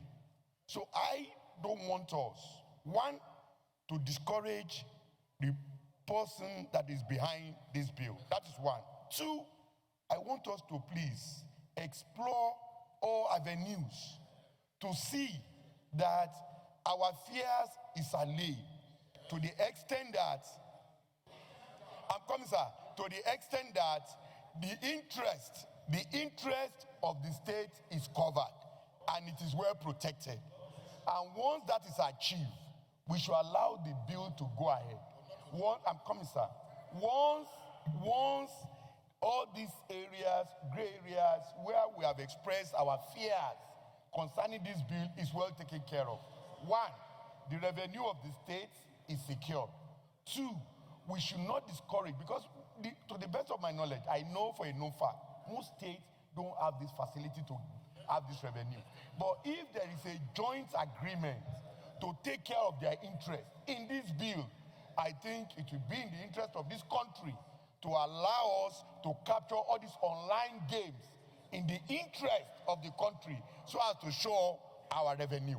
So I don't want us to go all out against it, but to ensure that all the interests of relevant stakeholders is well protected before it's eventually passed into law. I so submit, Mr. President. Well, at the operation, who cares more about getting revenue for government? It's raising a very, very important point that we shouldn't allow. You see, state don't have the capacity to do all this. We allow people to go with the money.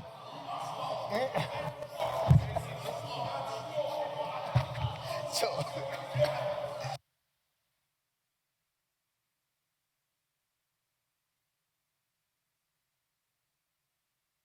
Distinguished colleagues, in view of the objections raised by majority of the senators, particularly on the issue of how to track these bills, bearing in mind the Supreme Court decision that gaming should actually belong to the states, and this e-gaming is amorphous, and we have to be able to make very clear provisions on how to track the revenue. And also know how to divide the tracked revenue between the states and the federal government. I think we should do more work on it. So, Leader of the Senate, remember that even the proponents of the bill were in charge of lottery in Lagos, and they went to the Supreme Court. They went to court, and the Supreme Court ruled that gaming should actually belong to states. Now, if gaming is to be distinguished from e-gaming,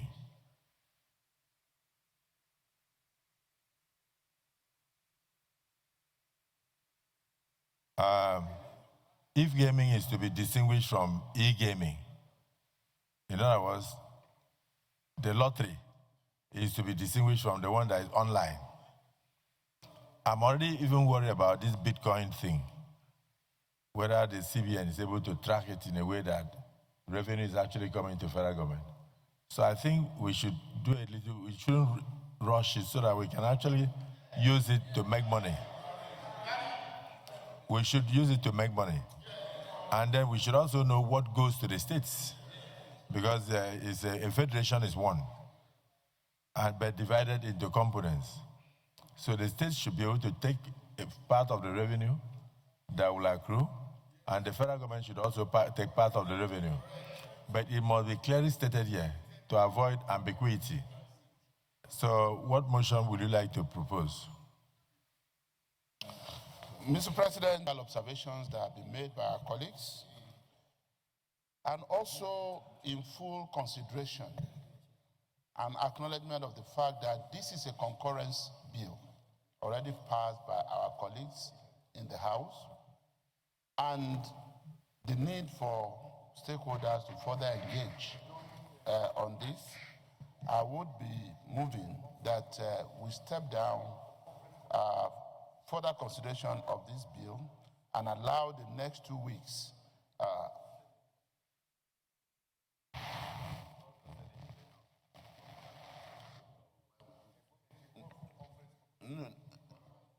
well, no, we can't call for a conference committee because we have not passed it. But I feel what is needed, sir, is further consultation. And the consultation will include even the House as a stakeholder, as well as those in charge of lottery regulation in this country, you know. And I cannot pretend, even as I'm here, I cannot pretend not to have received text messages from some of our governors as this debate is going on, apparently being streamed online. So I believe there's a need for further consideration and consultation. So I will ask for 2 weeks for us to be able to do this, you know, and then we'll bring this back for further consideration. Approach the chair. Okay, sir.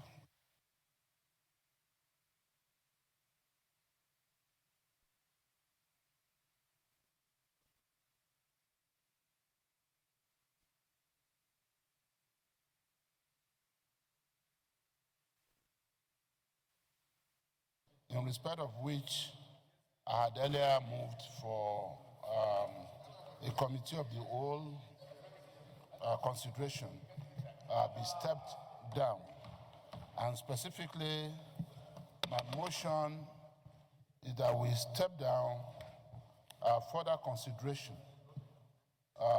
for a period of 2 weeks of the bill for an act to repeal the National Lottery Act number 7 of 2005 and the National Lottery Amendment Act number 6 of 2017, and to enact the Central Gaming Bill to regulate the operations and business of all forms of online and remote gaming across the geographical boundaries of the federating units and beyond the borders of Nigeria, and to provide for the conduct of gaming in the Federal Capital Territory. Beyond the borders of Nigeria? And enhance. Can we make a law beyond the borders of Nigeria? That is the title of the bill. Because and enhance revenue generation for the Federation and for related matters. You want to use witchcraft to monitor? So, we may have to change the title as part of the consultation. Part of the further consideration. Yes, because it looks as if we are making a law for America, for United Kingdom, and others. My motion is that the bill, further consideration of the bill be stepped down for the next. All right. So, Minority Leader.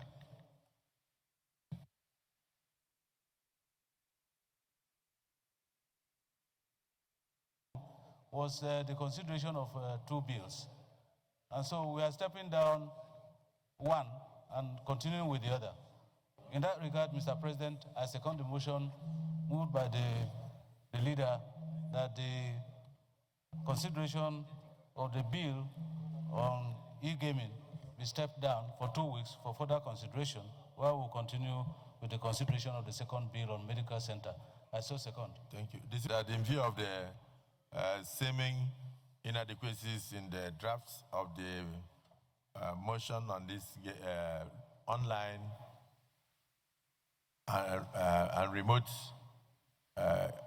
gaming, that it be stepped down for 2 weeks to allow for adequate further consultations and clarifications on the provisions to ensure that both the federal government and the states can make money from it, and also to take cognizance of the provisions of the Supreme Court decision and how it will affect what we are doing. Those in support that we step this down for further consultation for 2 weeks, say aye. Those against, say nay. The ayes have it. So the online gaming and remote lottery is hereby stepped down for 2 weeks for further consideration.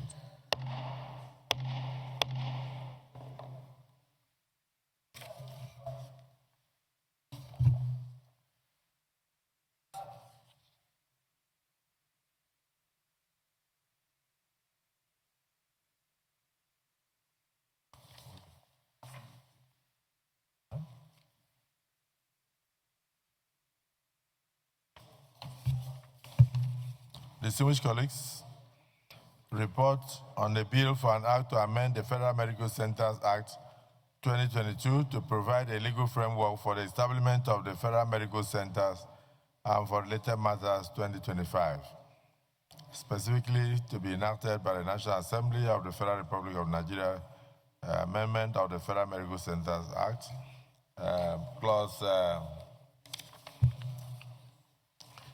long title on page 1. Those in support say aye. Those against say nay. The ayes have it.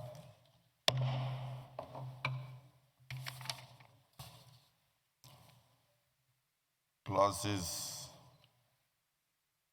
1 to 3. Those in support say aye. Those against say nay. The ayes have it.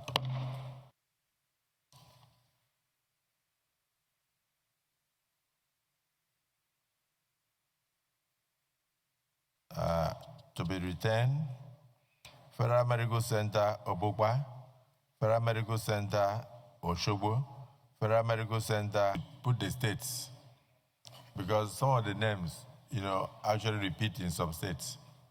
Like I know that because of the proximity of Ogoja and The chairman report progress. I saw more. And those against say nay. The ayes have it.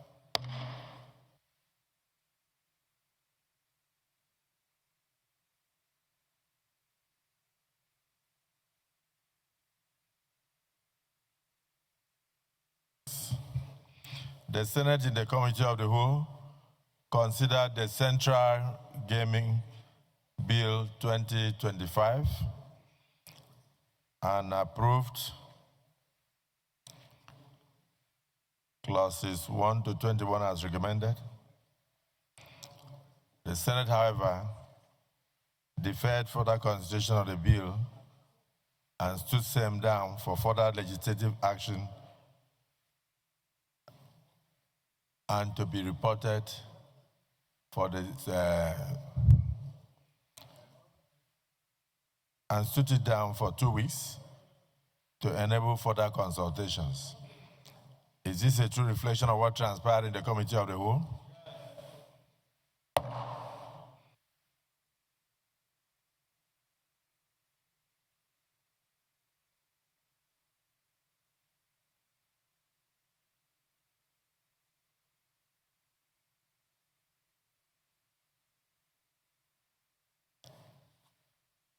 Clerk, just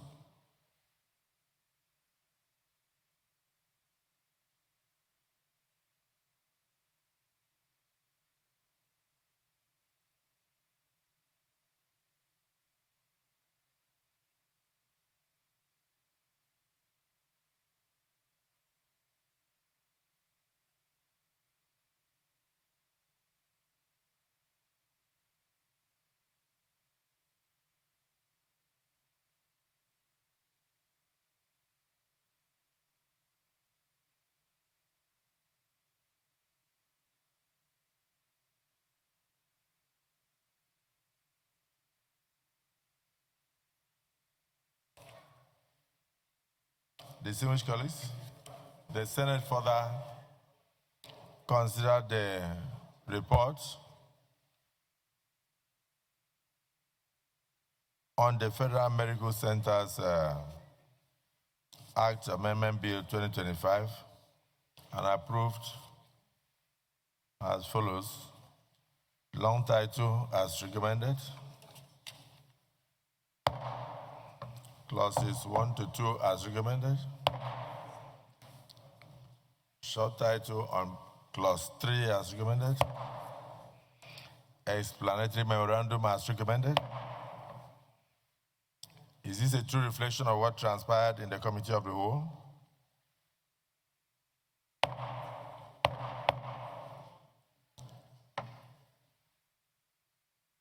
Leader of the Senate.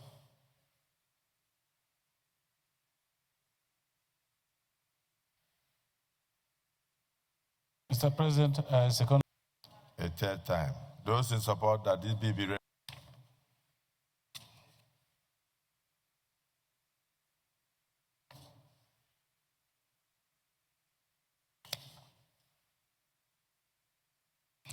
Distinguished colleagues,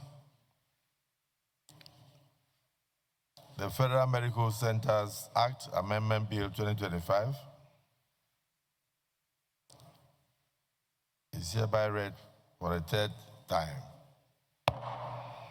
Distinguished Senators, Federal Medical Centers Act Amendment Bill 2025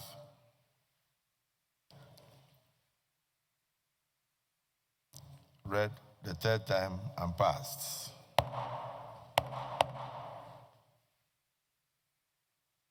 Well, let me just commend the House of Representatives for the work done in ensuring that healthcare is brought closer to the people of the country by the creation of more paramedical centers across the nation. And pray that by the time Mr. President assents to this bill, more people will have access to cheap and affordable health care. And it will help to enhance healthcare delivery in the entire nation. And also thank our Committee on Health Institutions and for a job well done, and thank all the distinguished senators for their contributions to the debate on this bill. Leader of the Senate. This August Assembly now stands adjourned to the 8th day of October 2025 at 11 a.m. prompt. Those in support of the motion as moved and seconded say aye. Those against say nay. The ayes have it. Accordingly, the Senate is hereby adjourned. Wednesday, the 8th day of October 2025 at 11 a.m. prompt.